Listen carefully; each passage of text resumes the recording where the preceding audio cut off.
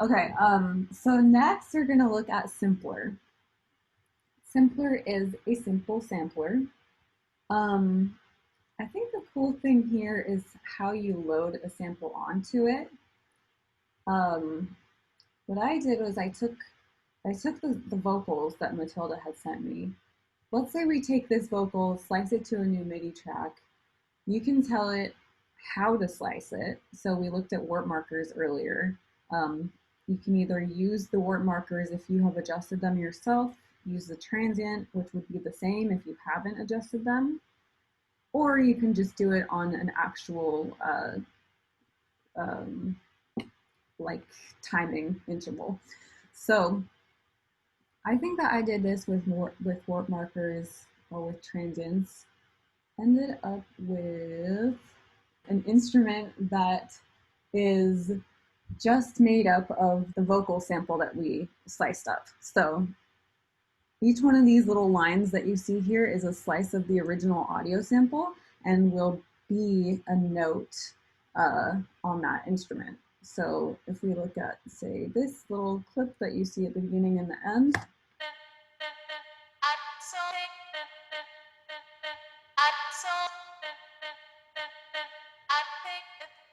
it's pretty quiet, but you can hear that, right? Okay. So we look at what's happening here. Really, really simple MIDI, just triggering pieces of the original audio sample.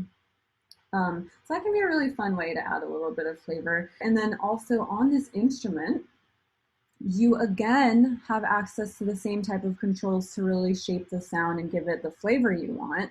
So I put a filter on here, gave it some resonance and some drive, which we know can make it sound a little bit crispier, a little crunchier, warmer, and actually also took out the low end.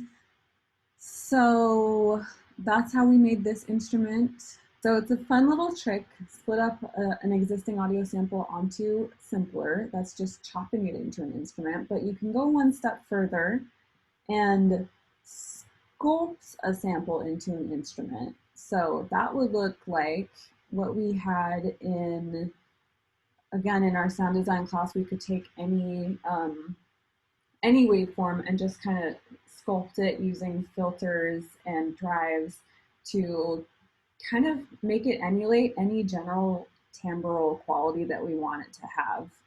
So we can make, a drum out of it. We can make keys out of it. We can make, in this case, we made a bass out of it. So here's how that worked. For this bass instrument, I dropped the sample that you heard at the end of the song that goes, it's a better song because I'm not a singer. And I just went in and chopped out a little piece of it, the other way to do this is actually chop it on the arrangement view and then drag that in. I just dragged the whole sample in and then hunted down this piece that I wanted. So this is the sound that we're starting with. And let's see, do I have, yeah, it's just a little really short waveform that gets cycled and played. But what we do to it then is we open up the filter/global section, took out a whole bunch of the high end and put a shaper and drive on it to make it sound a little bit distorted. We changed the envelope for both the filter and the amplitude, and ended up with a thing that sounded like a bass. So, and I did put a little bit of overdrive on it as well, but here it is without that. Just kind of fills it in a little. You can see also that in addition to taking out a lot of the high end, I put these on very low MIDI notes, so this actually takes the pitch way down. The way that sampler works is it'll be the same sound, but at every pitch, so it'll just pitch it up to match the scale that you're playing. So another thing I could have done was taken the original sample and pitched it down first, dropped it in, and then I would have more range here that was in the bass frequency range. So same sample at every single pitch. That's what this particular sampler lets you do.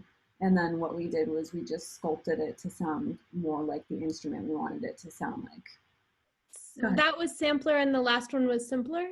Yeah, simpler, you can slice up your sample into an instrument. Sampler, you can you can sculpt your sample into an instrument where it's the same sound but adjusted for each pitch. Okay. Yeah. Whereas with simpler, it's a different sample for every MIDI note. Yeah. That's the main difference there. And these two types of samplers do exist out in the world outside of Ableton. But whatever type of sampler you're using, try to, you know, figure out if it's going to suit one use case or the other. And then the main thing is to always remember that you can control a lot more beyond just the sound being there, to just sculpt it to how you want it to sound. So I don't know if anyone wants to like go any deeper on like the properties that made this sound like a bass. Essentially, it was just putting taking out the high end, putting a specific type of filter on it. So we'll look at this for a second too. Like these are just different types of circuits for the filter, and they generally emulate real synthesizers out in the world. But so these are just different types of filters. So I chose one that I knew I could do a nice like growly drive on, and I put the drive up on it and used the shaper to give it kind of a grittier sound, um, which doesn't start right away. It starts right after the note starts. The note is pretty plucky, like it has a pretty fast attack because it's one of those little plucky type of basses. Um, and then we already went over that it has some overdrive on it. So these are all the things that went into making that beautiful ethereal vocal into a bass instrument. Um, so let's see, we talked about just bringing things straight in, talk about timing and pitch adjustments, finding the key, drum rack, simpler, sampler. Next is wavetable.